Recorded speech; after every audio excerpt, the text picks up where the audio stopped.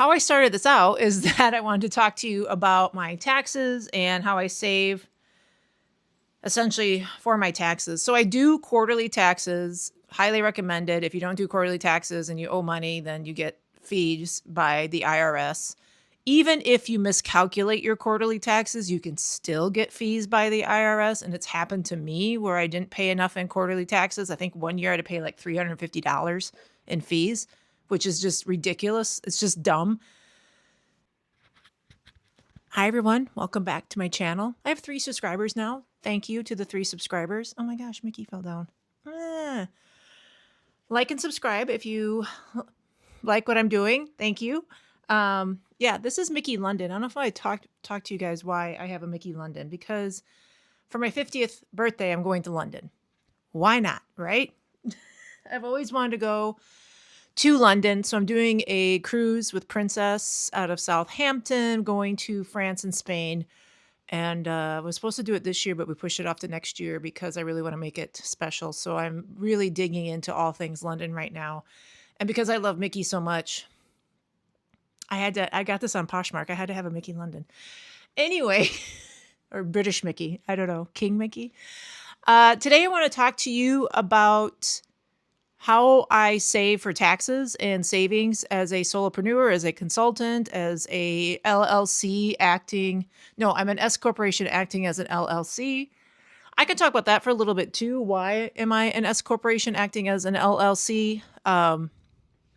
I wasn't always. I've been in business for 15 years. I wasn't always like that. I was always an LLC, limited liability corporation, and we decided, my tax preparation dude and I decided to flip over to an S-Corp acting as an LLC about 2 or 3 years ago. And really, it's a threshold thing about how much money you're bringing in. So every year he would run the scenario if I was an LLC versus if I was an S-Corp acting as an LLC. And it was because I was making more money year over year, and it just started to make sense eventually about 3 years ago. The thing is, once you become an S-Corp acting as an LLC, you don't get to go back. You don't get to go back to just being an LLC. So the pros of this, why we did it, is because you save money on taxes. But the cons is that I have to do payroll. So I am an employee. I have to pay myself now. And because I have to do payroll means that I have to pay my bookkeeper more money. So I think I was paying her like $50 a month to do bookkeeping for me, to do my accounting for me. And now I think it's more like $140 a month because she has to do payroll every month. And she has to take out Medicare, Medicaid. I don't know, it's like 3 or 4 different taxes you have to take out. And then a sum goes to me, and then taxes get paid out of that as well. So it's a lot of shenanigans. I could do it myself, but I just rather have my partner, my accountant, help me out with it. And she's helped me out with it a great deal. So that's the con to it. And then the other con is that my tax preparation fees have gone up because there's a little bit more he has to do since I'm an S-Corp acting as an LLC. So that's shenanigans. But at the end of the day, I do save money on taxes, and that's all that matters. So I'm glad I did it. I just have to keep making money and keep being at that threshold then where it makes sense. I guess if I stop making money, I maybe have to form another LLC and start over or something. I don't know, because like you said, you can't go back. So we'll see. That's a conversation for another day. But how I started this out is that I wanted to talk to you about my taxes and how I save essentially for my taxes. So I do quarterly taxes, highly recommended. If you don't do quarterly taxes and you owe money, then you get fees by the IRS. Even if you miscalculate your quarterly taxes, you can still get fees by the IRS. And it's happened to me where I didn't pay enough in quarterly taxes. I think one year I had to pay like $350 in fees, which is just ridiculous. It's just dumb. So you really want to try and estimate those quarterly taxes as best as possible. And if you have a tax preparer like I do, they usually help you out on that.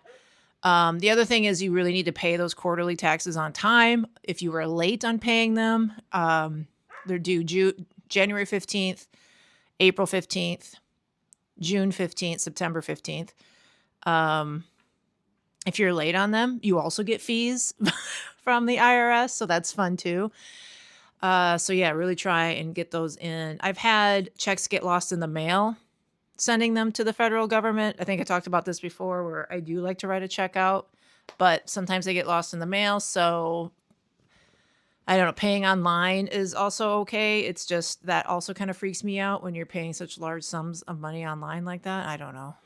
Anyway, so yes, quarterly taxes is one thing I do to help offset. And so that goes into your fund. So when you do your taxes for the following year, you at least have that going for you.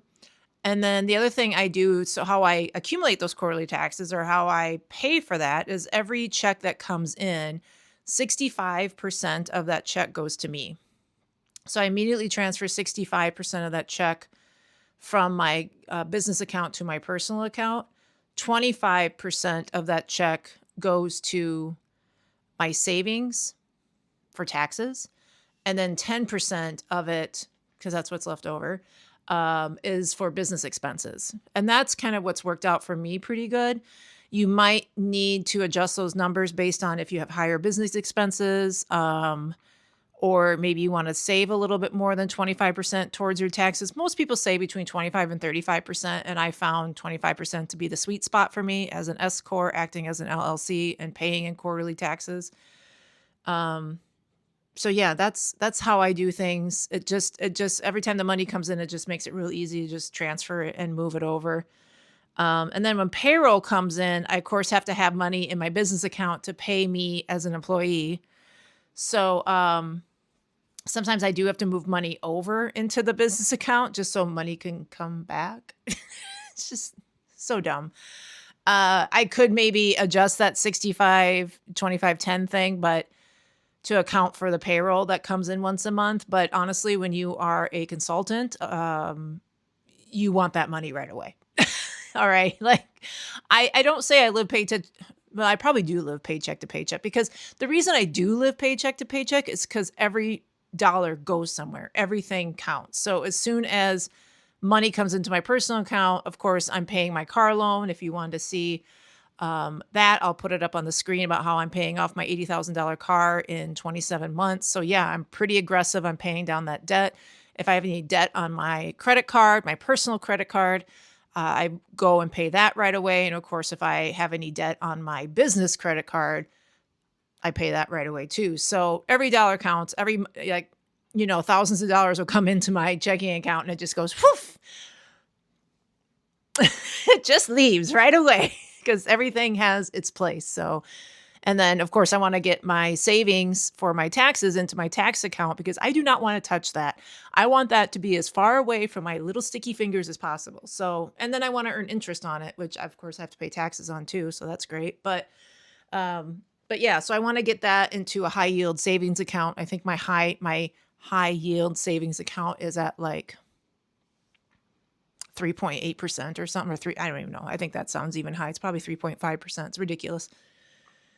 So yes, that's how I save money for taxes. And then for my state tax, since I'm an S-Corp, I'm now paying one lump sum. I used to pay like estimated taxes to the state of Minnesota, but I've stopped doing that as well.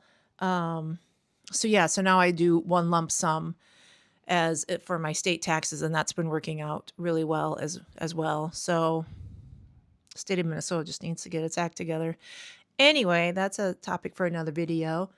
So yeah, let me know if you have any questions about how to save for taxes as a solopreneur, as a consultant. It's not a hard and fast rule, but it is a general guideline. You absolutely have to pay in those quarterly taxes. I had a friend of mine who did not pay in quarterly taxes when she first started out. Like she didn't know that was a thing.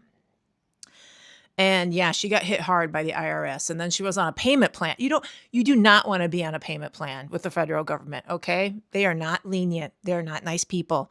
So yeah, you really want to figure out that tax situation, and don't be afraid to hire someone to help you who knows what they're doing. I think the biggest mistake I see entrepreneurs doing is trying to do everything on their own. And now I can't imagine with the invention of AI, they're talking to Claude, and asking them how to prepare your taxes. I would not trust Claude with your taxes at all. Like I'm using Claude and I pay for Claude and I use it for everyday things, and I'm questioning it all the time. And of course, it's very positive. It's like, Michelle, you're right to question that. That's very smart of you. Like, ugh, don't do that. I hate that. But so I wouldn't necessarily use Claude for tax advice if I were you, but you do you. I would definitely hire a professional if you have the money for it. Like I said, I pay my bookkeeper $140 a month. Now that I'm an S-Corp, it wasn't that much when I was just, an LLC. More money, more problems kind of deal, right? The more money you make, the more levels there are, the more taxes you pay in, the more barriers. There's a lot to it. So, and then of course my tax preparation has gone up a great deal too. I have 2 tax preparation checks that I write out for my personal taxes, which are combined with my husband, and then of course my business taxes. So that's fun too. But again, as a business owner, I would not do even though my taxes are probably super easy, I would not do my taxes on my own as a business owner. If I was a W-2 employee and single income, like I have a friend that's like that, and she just does like the quickie TurboTax or whatever, absolutely, I would do that. Absolutely, I wouldn't pay somebody. But yeah, for me, there's just too much going on. So, and there's always new tax laws and tax rules and everything. So that's why I end up paying a tax preparer. It's just a little level of comfort there too. So yeah, if you have any questions about how to do taxes, or not how to do taxes, I am not a tax accountant, but how to save for your taxes, or as being a solopreneur, let me know in the comments below. Thanks for watching. Subscribe. Tell your friends.